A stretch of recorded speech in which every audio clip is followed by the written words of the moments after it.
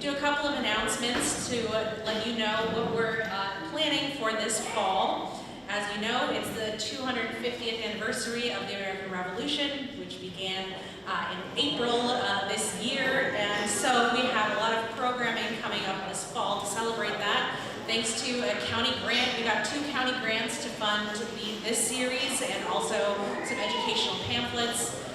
So you'll see up here we've got 5 different presentations coming this fall, all at the Elmendorf. They'll also be hybrid, so you can look at them on Zoom. And they've got a variety of different topics from indigenous history to military history, local politics. We've got a presentation on local food in the 18th century, and we have a special open house happening at the Elmendorf for that day too. So if you want to find any more information, you can always go to our website and make sure that you're connected by signing up for our email newsletter. Yes, and so this is just a shout out that our annual appeal is happening right now. Our organization is mostly volunteer run and is only made possible through the funds of our members and through donations.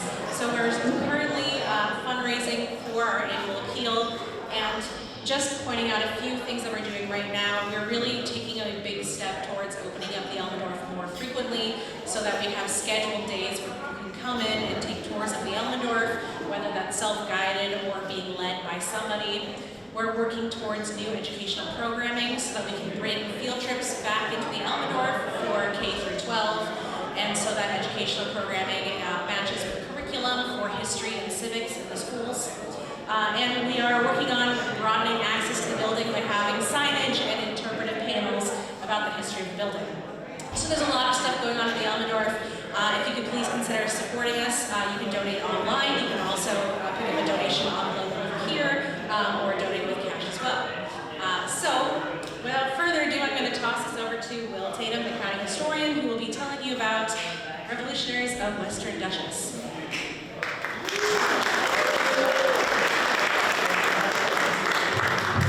I like that. The rest of our venues really need to follow suit here with this thunderous applause. It energizes your speaker. Thank you all for coming out this evening for this beautiful October atmospheric weather. This is the point at which I look at my slide and see that it's May. And for those of you who weren't here last year, the air conditioning was on, we were in short sleeves, the sun was shining. I'm of English descent, so none of that works for me. I'm very pleased with today. So for those of you who were actually here back in April for our intro program, where we did 300 years of American colonial history in 30 minutes, eat your heart out any university professors who were in the room. We charted how, beginning in the 16th and 17th centuries, the Brits began to settle America, and they mostly just sent expeditions over and forgot that they actually had people here. Over the years, of course, as those settlements expanded, money started going back and forth. You had raw goods going back to England, being turned into manufactured goods, being brought over here. But still, 1730s, 1740s, the guys who were running the show out of London, especially out of the borough of Whitehall, just kind of like don't care. As long as the tobacco and the ingots of pig iron and all that sort of good stuff still comes over, they're happy to leave America alone. But then the little thing we like to call over here the French and Indian War, known in Europe as the 7 Years' War, happens. And suddenly, Great Britain finds itself locked in a truly global conflict. They didn't have the marketing people to tell them, you should call this the First World War. That didn't come about until the 20th century. But it was a global conflict sparked by a guy named George Washington who signed a document saying that he had actually assassinated a French officer. Great times for everyone for about 9 years here in North America. The big problem is, however, the French and Indian War turns the British imperial focus on America as weight. We've spent so many years now fighting to protect this place from our competitors, the French, and their friends, the Spanish, and their friends, the Dutch, and the list goes on and on. Now we're taking a really good close look at America, places like New York, And we kind of like what we see. This kind of looks like England, and our mission is becoming, let's make the world England. So really, we need to offer these people the opportunity to become more English. And what is the, from a government perspective at least, the number one defining element that makes you an English person? Any guesses?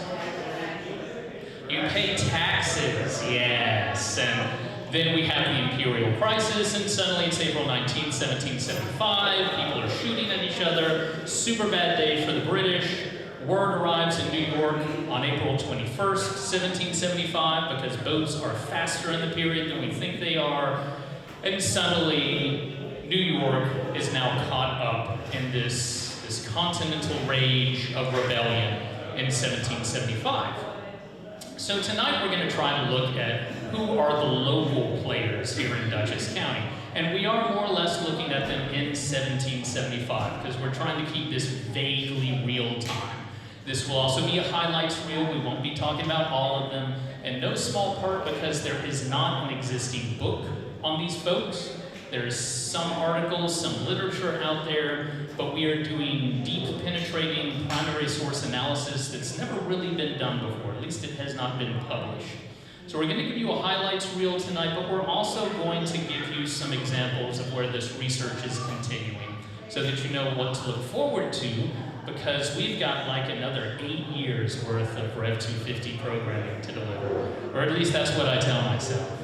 So tonight, I assume that you guys know who this one is, right? That's Tiny George. He comes from the Destination Dutchess Commanders and Cheers program. And of course, you can recognize him because everyone knows George Washington, whether they like $1 bills or not. George Washington, Alexander Hamilton, Thomas Jefferson, maybe people like James Madison, Patrick McHenry. They ring all of these big bells because they had fantastical promotion guys during their own lifetimes. When we're looking at New York, particularly here in Dutchess County, it's not really the same case at all. Because New York, unlike places including Virginia, Massachusetts, Connecticut, North Carolina, New York is deeply divided. New York very nearly almost stays inside the British Empire because so many of the people of New York go loyalist instead of revolutionary. So when we're talking about the revolutionaries of Western Dutchess tonight, because we're going to be talking about the Eastern ones in June out in Eastern Dutchess, one important thing to bear in mind is that they're not being cheered on by the Liberty Boys. They don't have the Burgesses of Virginia giving them a standing ovation. These are people who are taking serious chances with their lives, with their fortunes, with their potential lack of a future, because the British Empire has a pretty stated policy on what we do to usurpers, traitors, rebels. It's not good. Look up 1746 in the Highlands of Scotland. That will give you an idea of British policy. And of course, the local boys here in Dutchess don't necessarily get written about a whole lot. We'll talk about one source tonight where they do, but in general there's not like a book, Heroes of Dutchess County or Heroes of the Hudson Valley in the Revolution. So, we are challenged as we go into Rev 250, as we are in Rev 250, to look back through 250 years of fires, of floods, of cleaning out grandma's house, of just wholesale document destruction, to try to figure out, all right, who were the movers and shakers, specifically here in Western Dutchess in 1775, who got the wheel turning for the revolution? Because, spoiler alert, the revolution in Dutchess did not start in the West. The guys in Western Dutchess, generally speaking, they're doing really well with the British Empire. You can see some of their houses along the Hudson Valley today. So, did they really have a motivation to rebel? Not quite as much as all those guys in Massachusetts who really like their chart. So we've got that challenge. We also have to think about which individuals stand out the most, because as you'll see, we do have certain sources that give us names, but they just give us names. Sometimes they'll say, so-and-so is the chairman of the committee and here are the other members. It's kind of difficult to figure out who is actually doing most of the work, whose efforts are the most significant. For anyone here who's been on a committee before, you know how it goes. The chair is basically there to count time, and then, unless you were at the meetings, you don't necessarily know who speaks the most. And then finally, we're going to conclude today with a few remarks on the opposition to the revolution, the loyalists. And really what we're talking about here in 1775, especially in June and May of 1775, are proto-loyalists. Because Dutchess County is a hugely, well, let's just say it's 2 degrees of separation. So a whole lot of people in 1775 are trying to stay neutral and not get involved. As time moves forward, as the revolution moves forward, as this thing called the Declaration of Independence comes out, the opportunities for being like, nah, I'm just gonna stay home and hope this all blows over in 3 weeks, that becomes less and less of a possibility. In fact, right now, 250 years ago, the folks who were running the revolution in Dutchess County are circulating what is called the Articles of Association. So think about back in the old days before the internet, how the folks would come up, knock on your door, ask you if you want to subscribe to magazines, maybe subscribe to a newspaper. These guys are going door to door and saying, how would you like to subscribe to like a pledge to defend American liberties against British tyranny, and by the way, this is kind of a blank check that if we start shooting at redcoats, you're going to join us. They're going door to door with this stuff in May and June of 1775. And of course, they get a lot of people who sign up. That's great, we have that paperwork. We'll get to why we have it in just a little bit. They also get a lot of people who are like, I'm not home. If I don't answer the door, they will eventually go away. They also get the people who are like, I don't want to sign the association, but I also don't want you to think I'm not a fan. Just come back and ask me later. And in June of 1775, after they'd gone through all the signatures, the Revolutionaries, again a little bit of a spoiler alert, go around and collect the weapons from all of the people who declined to sign the association. But as we move forward in time with this 250th, we'll also talk about how the folks of May and June 1775 who did not sign the associations, they had the opportunity to sign again. And this is part of that evolution of the community and really the tearing apart of the community, because by our best guess, approximately 30%, 1/3 of the population of Dutchess County eventually went loyalist. But it's still early days. We're not quite there yet. So we recognize this guy, but how do we get to all of these other people? How do we know what we know? So there are certain classes of records that we look at. The first are the county records, and we'll get to those in detail, but one of the beautiful things about being Dutchess County historian is that we have like pretty immaculate record keeping and record survival compared to other states, compared to other counties. We were lucky, I mean, maybe not from a tourism standpoint, but we were lucky that no battles were fought here. The only thing we had to worry about was the staff of the county courthouse accidentally setting fire to the county courthouse, which they did in 1786. We don't know how much was lost, but we do know that a lot survives, including the boards of supervisors' mills. We also have the Dutchess County Historical Society yearbook, which is available for free online, including the most recent issues. For the first 50 years of the yearbook, it starts publication in 1914, they talk a lot about Revolutionary Dutchess and the local people who are standout leaders.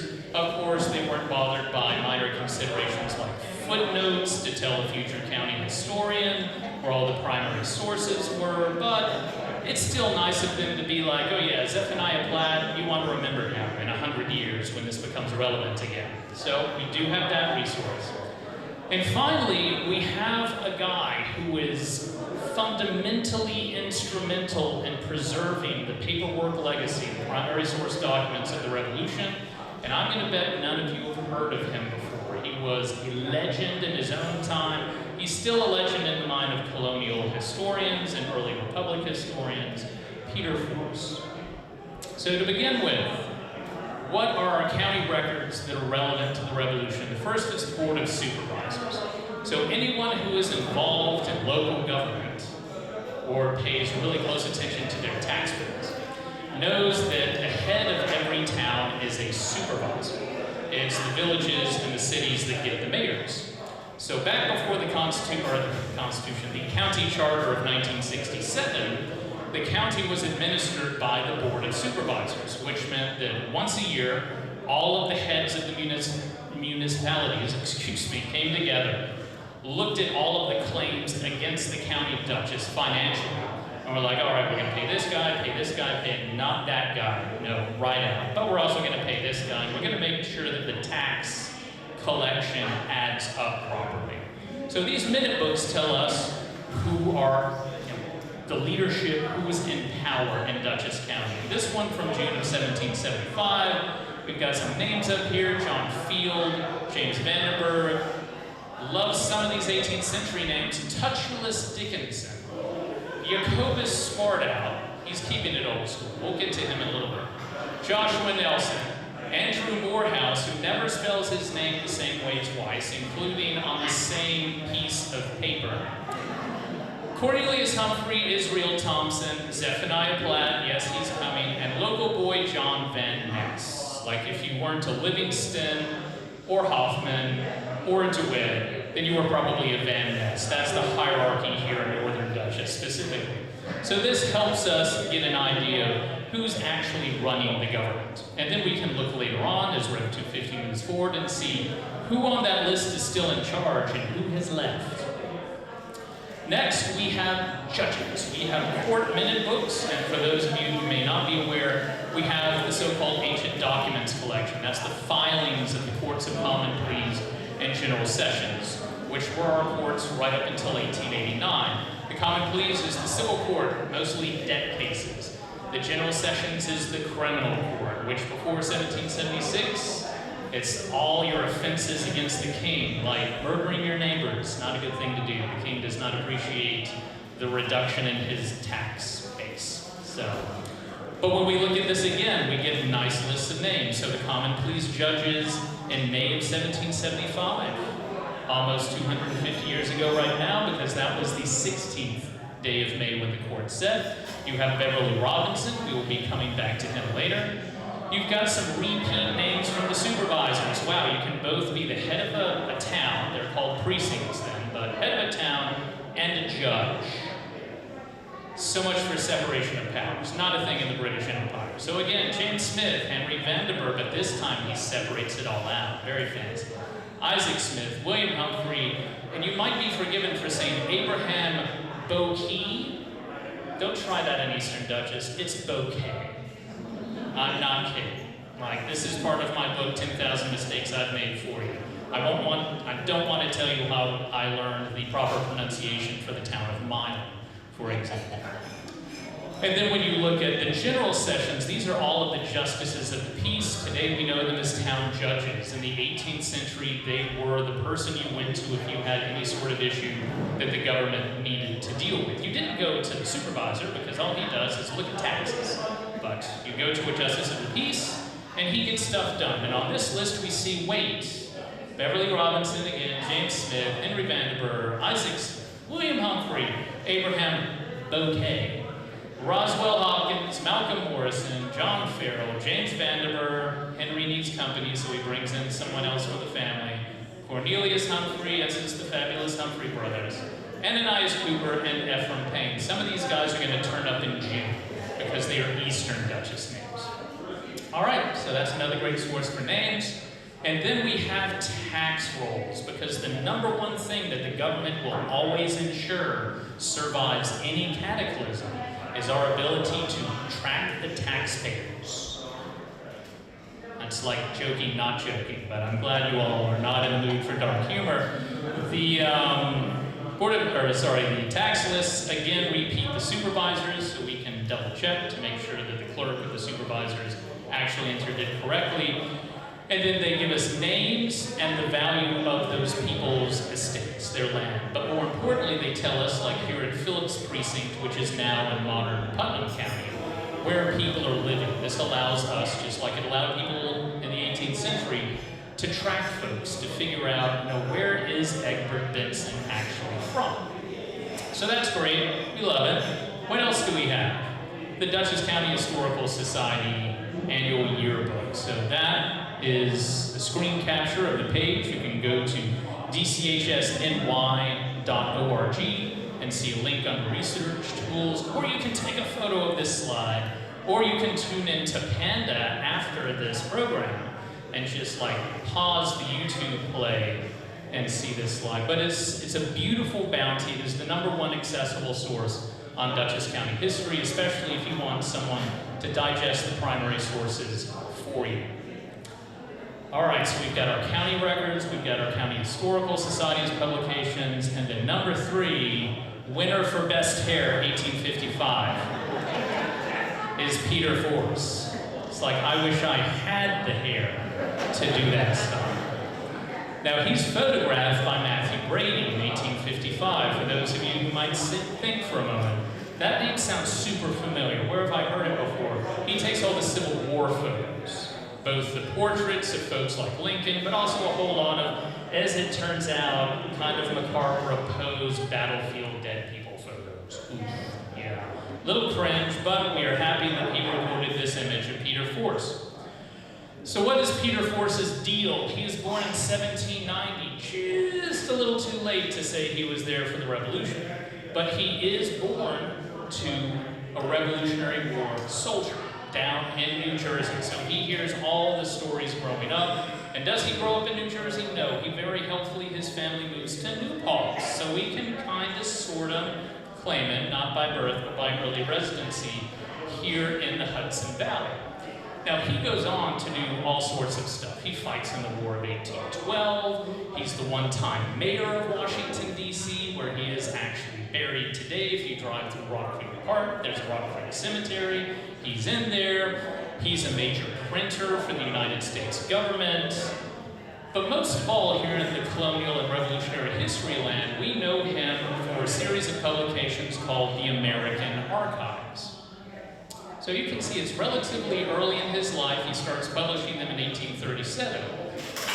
So what Peter Force does, which makes him so important, is he hears all these stories. He's super interested in the Revolutionary War. He's part of what we call either the first real American generation, because he's born after independence from Great Britain, which is why James Monroe is technically... I think he is actually technically the first. It's either Monroe or Van Buren. He's the first one, a real American president of America, because he's born in 1776. What a day, what a year. Peter Force is just too late. He hears all about it. He, like most of the people in his generation, has this burden on his shoulders of trying to live up to what Dad did. So if there are any folks who are in the room, or maybe the children of the greatest generation, you might know a little bit about what that's like. So Peter's idea is, well, I like the stories, I like the old stuff, no one else seems to really care right now. You've got other second generation, first post-revolutionary generation folks who are writing histories, who are interviewing veterans. Peter Force decides to just go up and down the eastern seaboard and buy every piece of paper that he can find. So anything, he gets local committee records, he gets correspondence, he buys the correspondence of the New York Provincial Congress, because for some reason, the state of New York doesn't really care about preserving it, I guess because so many of the early state officials had also been officials on that body. So they remembered it, no big deal. He amasses an enormous amount of primary source material on the local level, ranging from South Carolina up to Maine. And then in 1837, he has it transcribed and he starts printing it in installments. There are 9 series of multiple volumes each, arranged both by geography and by year. He had a lot of time on his hands. He really cared about the Revolution. And he ends up being like the savior of revolutionary history, because so many other eras, we just don't have a good pipeline into it because so much stuff gets thrown out. Peter Force was the guy who'd be like knocking on the door, he sees that grandma's passed away, or throwing her stuff into the fire. How about I take that stuff away for you for free? And they're like, okay, whatever. All kinds of things are preserved, which allows us now to look back at primary source materials mostly a lot of government stuff, and figure out who were the big movers and shakers in Dutchess County, both east and west. And all of the Peter Force papers, the Peter Force American Archives, because all the original stuff still survives too. It is in the Library of Congress as part of the Peter Force paper. So he did double duty. He made it super accessible because he knew, like, wait, in 2012, I have this feeling that they're going to stop teaching cursive in the New York public schools, and we need to make everything block print so it's accessible. So not only do we have these accessible versions, we also have all the original stuff. Am I going to be able to pry any of that original stuff out of the federal government's hands and bring it back to Dutchess County? Not a chance, but it's nice to know that it's there. So without further ado, let's get into some of our highlight reel of folks. So one of my favorites, which is the bane of my colleagues in the County Department of History, is Peter or Petrus de Witt, because if you're Dutch, you have a Dutch version of your name and you have an English version of your name. If you're Swartout, you're just like, I'm going to use my Dutch name all the time. If some people want to call me Jacob, they can do that, but to all my dear friends, I'm Jacobus. Peter de Witt mostly states Peter, but he is also listed as Petrus. And one thing, if you've ever studied the Livingstons, you know that these great families, they like to name their sons with the same exact names and the same exact generations. So there's also a Peter de Witt who lives on the far side of Kingston, active at the same time that Dutchess County's Peter de Witt is active. And I don't know how many times I've lost count that I've had to do a disambiguation with the primary source material, but he is buried at the Rhinebeck Reformed Church there in the village with his wife Rachel. That's a really poor view of their tombstones, mostly because every time I go to try to take a new picture, the sun is shining in the wrong direction or it's raining. But they are still there. He's born in Marbletown in Ulster County in the 1720s.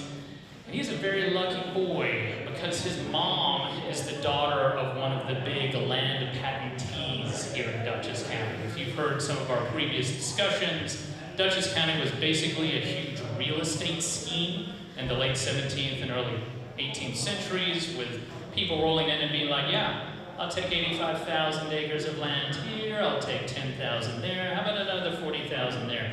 He's the grandson of one of those people, a guy named Pauling, whom we know today because he's the namesake of the town of Pauling, but that's not the only place he had land. He also had land down Route 9 here in Statsburg. So Peter spends a lot of his time hanging out at the humbly named Witt's Mount, that's his house's name, in Statsburg. He marries into local gentry, Rachel Radcliffe, who's the Radcliffe family goes from basically this area all the way down into Hyde Park. They have a bunch of kids.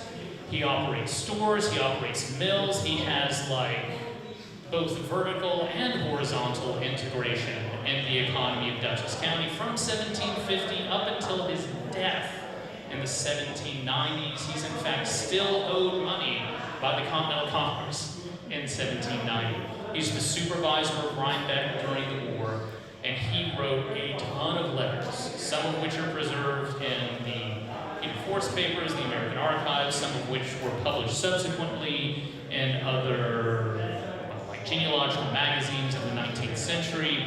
He was so catty, which I love because you need someone to catch all of that spilled tea and preserve it for future generations.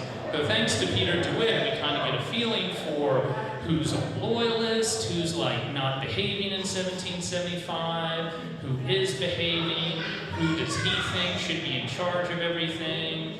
Spoiler alert, it's either him or his son John.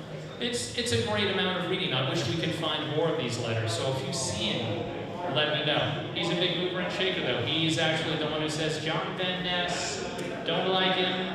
He's, kind of lukewarm on the revolution. We need to replace him with the two other Van Nesses who are not quite on the scene yet, but they will be in about a year. So our next guy, Zephaniah Platt. If you look him up on the internet, this image will come up. This is definitely not that Zephaniah Platt. A few pointers. Facial hair, not a thing in the 18th century. Very definite post-Civil War era cravat. Now, That's not Zephaniah Platt. Luckily, though, Zephaniah Platt's house does survive.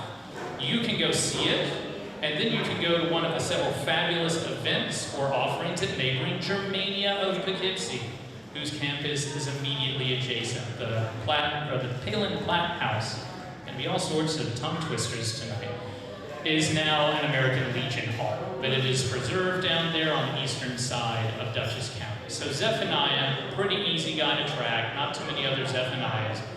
He is involved in the Revolutionary committees down in southern Dutchess. He's not per se part of the local government in terms of the precincts/towns, but he appears on some of these lists of supervisors. He is one of the early members of the Committee for Detecting Conspiracies. So in 1775, he's one of the guys who's going around being like him, no, this guy, we're gonna have problems with him. He's also one of the guys who helps to deal with issues that come up for, all right, you signed up to be part of one of Dutchess County's 2 Minutemen regiments. Minutemen are not just a Massachusetts thing. They are like an entire East Coast thing, but every county in New York, except for Tryon County, which no longer exists because it was named after the British royal governor and like 99% filled with loyalists. It also went from Albany all the way out to modern Buffalo. You know, minor details for why it's no longer here. They were like, no minute companies, we want no part of this. But everyone else had that stuff. Platt is involved in being like, oh, you wanted to be part of the 2nd Regiment instead of the 1st Regiment, I guess we can smooth that over. Has anyone here been to Plattsburgh? He's the founder. Yeah, after the war, he's like, Dutchess was cool, but I want my land grant up in the like furthest northern part of New York. I have a vision for a city. So, pretty cool guy, get stuff done. Next, the Livingstons, because how can we be in Tivoli? If we stood in the parking lot, we'd be in Tivoli. Now we are technically in modern Columbia County, but in 18th century, we were on Livingston Manor, right here in this building. It's a mess. I take my hat off to my friends and colleagues in the Columbia County history community, because again, you thought that the DeWitts were bad for having 2 named Peter. Oh man, Livingstons are like, hold my beer. We got this. Henry Livingston. There are double-digit numbers of Henry Livingstons, all aligned at the same time during the Revolution. We try occasionally to tell one from the other by their middle initial, but there are 2 Henry B. Livingstons. To make this even worse, they show up at the same places at the same time. Yeah, this is where the dark humor of being a historian comes in. So first, we have Henry Beekman Livingston. So he is from the manor-born Livingstons. His mother is Margaret Beekman Livingston, hence how he gets his middle name. He's involved with the 4th New York Regiment of the Continental Line. He's a captain in 1775 and quickly moves up the ranks. But in 1775 itself, and we'll talk about this in more detail in future programs, he's part of the invasion of Canada. He goes up. His company, of course, the 4th New York is the last regiment raised. So guess how many guns they get, because there's a shortage of arms. They get a whole lot of nothing. So they are left at Fort Ticonderoga, where they end up being the labor for Henry Knox's cannon removal operation. But is Henry Beekman Livingston gonna chill at Ticonderoga with his boys? Absolutely not. He just wanders after Philip Schuyler and Richard Montgomery and covers himself in questionable glory and then comes back again. The other Henry Livingston is Henry Brockholst Livingston, who is not from the manor. His father is William Livingston instead of Robert R. Livingston. Technically Robert R. Livingston Sr., because Robert R., along with his wife Margaret Beekman Livingston, decide to name their eldest child, Robert R. Livingston. Does anyone know, just by show of hands, what the middle initial R stands for? Yeah, that stands for Robert. There's half a dozen Robert Livingstons. It's evidently a joke that goes back to Scotland, because that's where they're from, in the lowlands. I don't even want to try to delve into that level of... So, Henry Beekman Livingston, he's in the 4th New York Regiment. He's going up to Canada. He's having a great time. Henry Brockholst Livingston is not in the 4th New York Regiment. He is the aide-de-camp to Philip Schuyler, who's in charge of everything like north of Albany. What does Henry Brockholst Livingston do? He also goes up to Canada because Philip Schuyler is a little too old to make the trip. He doesn't trust either Benedict Arnold, I mean that turned out to be a pretty good judgment, or Richard Montgomery, so he says, I'm gonna send my youngest aide-de-camp. You know, he still bounces when he falls off a horse, it's no big deal. I'm gonna send him up as my eyes and ears so that I don't find myself prematurely retired and suddenly Richard Montgomery becomes the commander-in-chief in New York. Of course, the joke is Richard Montgomery does not see his next birthday. More on that later. These guys continue to more or less be in the same place right up until the battles of Saratoga, where they're both there, proximate to each other. Henry Brockholst Livingston is Benedict Arnold's aide-de-camp by that time. Because in 1777, Schuyler loves Arnold. Everyone loves Arnold. So if you're going to like drop one of your aides de camp, you're going to send them to someone else you like. So our 2 Henry B. Livingstons. They do great stuff, not per se in Dutchess County because they're young, they're motivated, they think war is great fun. They are, you know, luckily never shot or have any experiences that sours their view. Henry Beekman Livingston, terrible human being. If you've ever heard one of Jeff Benton's talks, he's now the site director up at Claremont, so if you want to go to Claremont and say, I'd like to speak to Jeff, I want to hear more about Henry Beekman Livingston, he will tell you the list of crimes, both war crimes and domestic crimes, of which Henry Beekman Livingston was guilty. Not a good guy. Henry Brockholst Livingston, on the other hand, he's a super cool, nice young man who ends up being an associate justice of the Supreme Court. Yeah, you want to be with Henry B. on the right, not Henry B. on the left. All right, marching onwards. And this is one of the issues with doing the local version of the Revolution is we have so few portraits of these guys. So you look here, we're not even sure this is Henry Beekman Livingston. There's no information on the back of this portrait miniature, which incidentally is in a private collection somewhere. The only images we have of it are from an auction catalog. This is, however, a guy who has a white coat with red facings in 1779, which we know the 4th New York, Henry Beekman Livingston's regiment, was the only one that had that uniform that year. So maybe this is him. Maybe this is a completely innocent, different person whom we have been defaming this entire time. Will we ever know? Probably not. But of course, the portrait we have of Henry Brockholst is him as a Supreme Court Justice decades after the American Revolution. Jacobus Swartout, again, Jacobus, not Jacobus, definitely not Jacob. Do we have an image of this guy? No. But his house survives. It is still there on All Angels Road, or All Angels Hill Road today. In 1937, I believe, the Dutchess County Historical Society, they had an annual field trip, which they called the Pilgrimage, because it was the 1930s, and that's how you promoted stuff. They actually went there, which is where we get this photo from. So Jacobus Swartout is so major that there is a hamlet in the town of Wappinger named after him, Swartoutville. He is very active in 1775 and 1776. He's a brigadier general of militia. He is the commander of one of the 2 minute companies. More spoiler alerts, in 1776, he takes his minute regiment down to defend New York City. The 2 Dutchess County minute regiments actually end up covering the retreat of the Continental Army, which these guys definitely did not sign up to do.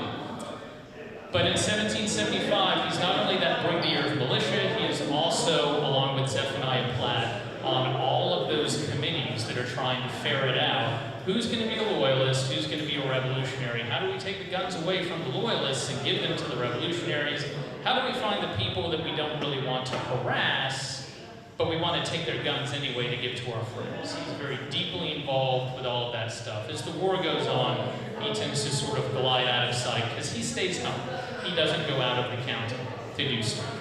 But he's another big player. Now, local hero, the mastermind of the revolution in Dutchess County, the namesake of the former historical society of the town of Red Hook, Egbert Benson. I just want to know what his parents were thinking. Egbert. Okay, so what's his deal? He pops up in Rhinebeck Precinct, which at that point in time includes what is today Red Hook, on the 1775 tax list. His life before 1775 is still a huge question mark. We are seeking information actively on Egbert Benson. But in 1775, he just pops up there and becomes first the chair of the precinct committee. By precinct committee, I mean the local office of the committees of correspondence and safety. So he's the guy who was operating up here being like, I need to make 2 lists of names, people who are friendly to revolution and everyone else. And we need to check those lists frequently. He also, very quickly, in April of 1775, becomes the chair of the Dutchess County Committee. The Dutchess County Committee supplants county government in 1776 and basically runs the whole county from Egbert Benson's place somewhere up here in Red Hook. We know this because Egbert Benson actually sends a letter to the Provincial Congress, which is not the Continental Congress. It's the body that governs New York between April of 1775 and, technically April of 1777, which is when the first state constitution is passed and the first state assembly is elected. So he sends them a letter in October of 1775 saying, please forward all mail for the Dutchess County Committee to this address in Rhinebeck because I run the entire county from up here. He's making sure that all of these committees function properly. He's a true administrator. I find a certain resonance in that because I also find myself being the chair of the Rhinebeck Precinct Committee for Rev 250, as well as the chair of the Dutchess County Rev 250 Committee, not commission, committee. Some synergy there. So what's his deal? He is like the evil mastermind of the revolution here in Dutchess. He keeps it all going. He later becomes a New York State judge. He is a United States congressman, and he founds, or is one of the founding members of the New York Historical Society. He is one of the reasons, I think, why so much of Dutchess County's primary sources for the revolution, the ones that escaped Peter Force, are in New York City, the New York Historical Society, because I'm pretty sure that Egbert Benson picked them all up and took them down to Manhattan, where he thought, not inaccurately, that they would be safer than they would be up here. So throughout the war, Egbert Benson is in Dutchess County. He is running all of the committee operations in Dutchess County, and one of my favorite things that I've discovered so far is he is picking on the Livingstons. Because guess what? We don't have a crown anymore, which means manor doesn't actually mean anything anymore. Albany County and Dutchess County have this amorphous border, and Egbert's like, well, my county needs more tax revenue. There's a big manor up there that hasn't really been taxed in forever, because they pay the Crown of Great Britain 3 turkeys and some peppercorns every year as their taxes. And let's see, Robert Livingston Sr. has passed away. Robert Livingston Jr. is involved in a whole bunch of stuff. He's not paying attention. The British have just burned the house in 1777.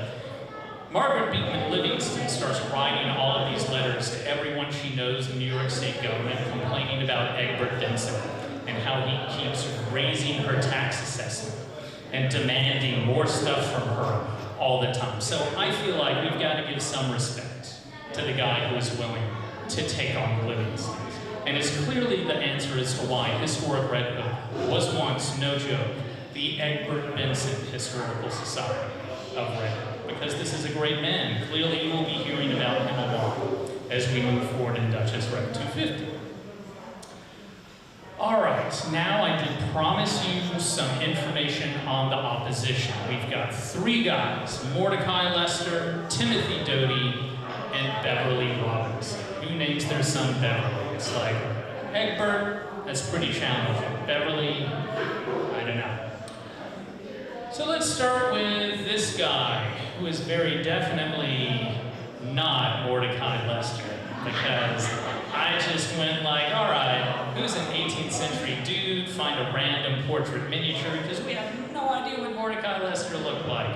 What we do know is that he was such a thorn in the side of true heroes like Edward Benson that they had him physically arrested and dragged in front of the Provincial Congress in the fall of 1775, mostly because he decides he's going to start recruiting troops for the crown of Great Britain. Again, remember how I said 30% of Dutchess County residents, or at least the male residents, were loyalists? We know that because so many of them end up serving in the British Army in provincial regiments. So he's warned not to do it, he's caught doing it, he's brought into the Provincial Congress, he's warned again, really, I'm serious, for real, stay home, don't do anything. He's caught doing it again, he's thrown into the prison hulk that is anchored off of a Sopus, from which he escapes, gets on board of a British man of war, makes it down to New York City, and continues to come to Dutchess County to recruit more soldiers for the British Army for a couple of years to come. Timothy Doty, also definitely not Timothy Doty, does much the same thing. He is operating out of the quote-unquote 9 partners, which is everything in northern Dutchess east of Rhinebeck and Redhook. Despite the fact that there's technically a northeast precinct and a bunch of other names, they're just like, nope, it is the 9 partners. He's so bad that George Washington actually eventually sends a letter to Governor George Clinton. That's the Revolutionary governor, not the royal governor whose name was also George Clinton, who was in charge back in the 1750s. Yeah, these people have serious naming issues with their children. But he sends a letter to George Clinton saying, this Doty fellow keeps going in and out of the 9 partners and bringing men out with him. You need to stop this. Well, Doty sees the writing on the wall. He escapes down to New York City. Then we have this guy, who is actually very definitely Beverly Robinson. We know that he's very definitely Beverly Robinson because Beverly Robinson is a big deal.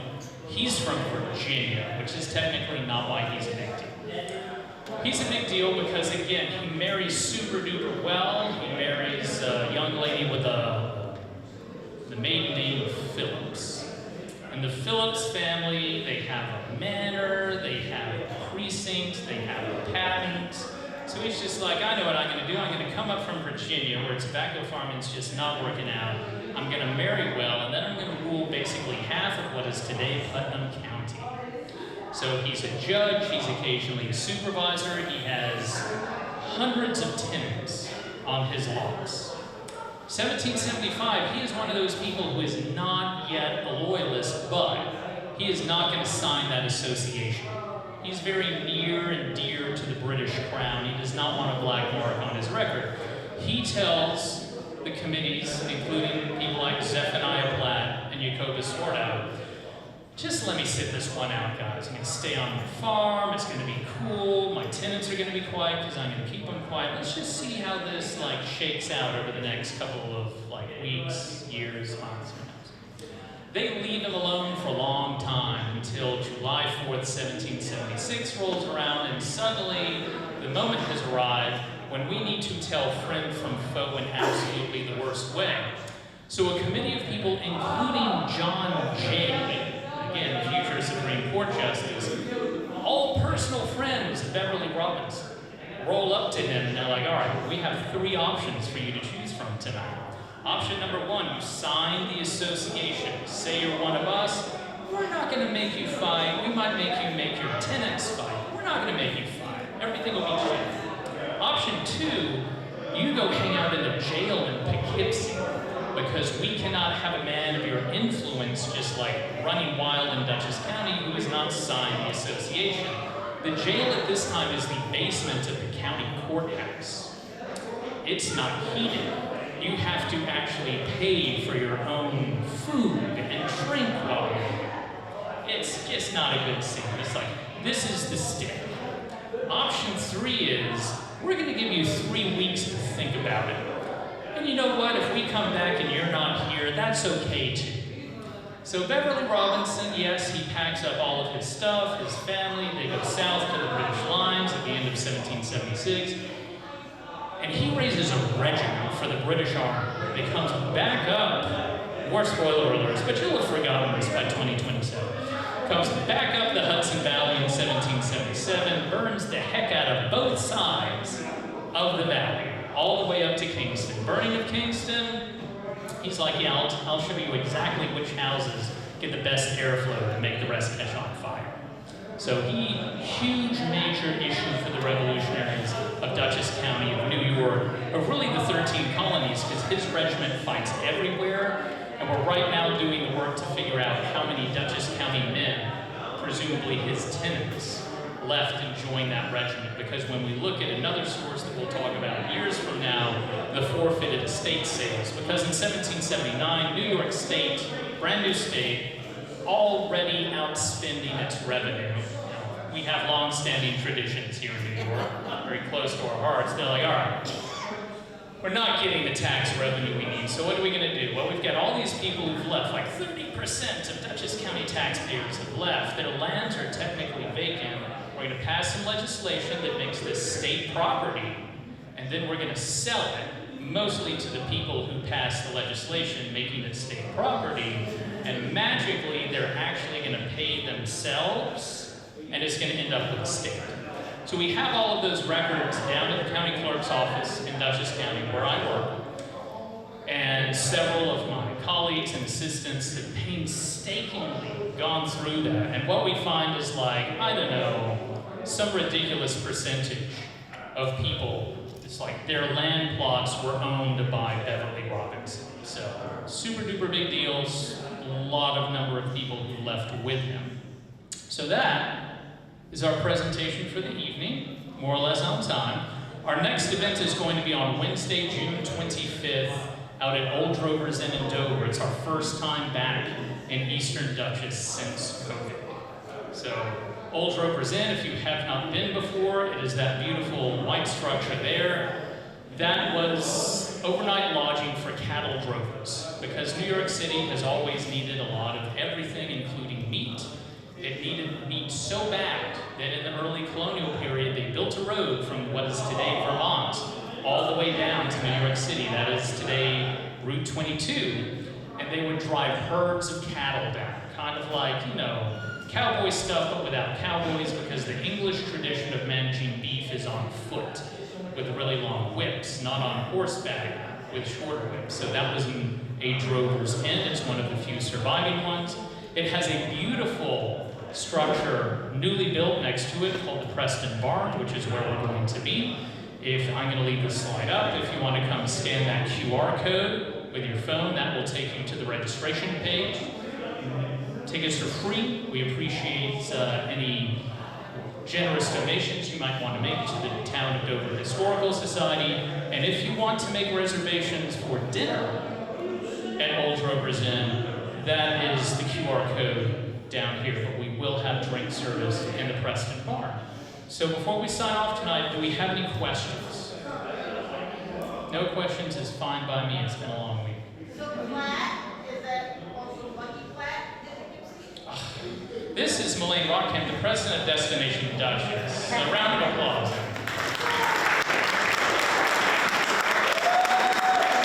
Yeah, she's not a plant. She just keeps showing up to ask me questions. So yes, the Platt family is a large family. Zephaniah is one of many children. He leaves to found Plattsburgh, but other members of the family stay. That's why there's the Palin Platt House. And some of them end up founding the Lucky Platt Company, which is today, I think, the IRS building or the Social Security building down in Poughkeepsie. Yeah, so good times. Lots of stuff to read about in the Dutchess County Historical Society yearbook about Lucky Platt. Any other questions? Yes? The question is, did many of these loyalists relocate to Canada? The answer is yes. most of them relocated to Canada. Because of all of the new United States, Connecticut was the worst in terms of persecuting loyalists after the war. Like, basically a death sentence to come back to Connecticut if you were a loyalist. New York is not necessarily a death sentence. It could be, because New York in 1778 decides to start prosecuting loyalists in absentia. So if you are like Beverly Robinson and you're down in New York City and like you're Beverly Robinson and you command a loyalist regiment that's really messed up the Hudson Valley, you're prosecuted and sentenced to death in absentia with no counsel to defend your position. So there's a certain stick that drives a lot of these provincials, as they're called, royal provincials, from New York up to Canada in 1783, but of course they arrive in November of 1783 in the Maritimes region of Canada. And if you've been to the Maritimes region of Canada in November, not the most hospitable place to spend the winter in a tent. We have stories from the loyalists who were up there that they would build a little brick chimney, like mud brick thing, so that they could have heat in the tent. But they would have to have one person awake at all times, not just to staff the fire, but to make sure that the whole front of the tent was not buried under the snow. So they went to Canada. Many of them gradually filtered back into Dutchess County again. Because you give it 10 years, you give it 20 years, sometimes you give it 100 years. And everyone forgets what you did during that war, because there have been so many other wars. But to this day, the United Empire Loyalists of Canada, which is their version of the DAR, has many members who draw their roots back, eventually to Dutchess County. And if you happen to own their land, they would like it back again. Now I saw one other question. Peter Petrus DeWitt, is he the father of John DeWitt, the DeWitt House at Hollow Road and the Old Creek Road? Excuse me, I'm getting dry. Yes, Peter DeWitt this is real deep inside baseball. I salute you, madam. Well done. Peter, i.e. Petrus DeWitt, is the father of John DeWitt, whose house still stands on Hollow Road, more or less within Pleasant Plains, but I'm sure the denizens of Pleasant Plains would be like, no, the Hamlet line starts across the street, because this is my life. But John DeWitt gets set up as an ensign in the Dutchess County Militia in 1775. He quickly becomes an officer in the Continental Army. He then, after the war, becomes sheriff of Dutchess County. He goes on to like super duper high office. Actually, goes further faster than his father. So much so that John DeWitt's house still exists. Witt's Mount, Peter DeWitt's house, does not. And on that note, I will be up here if you want any questions answered one by one, but I want to thank you all for your attention tonight.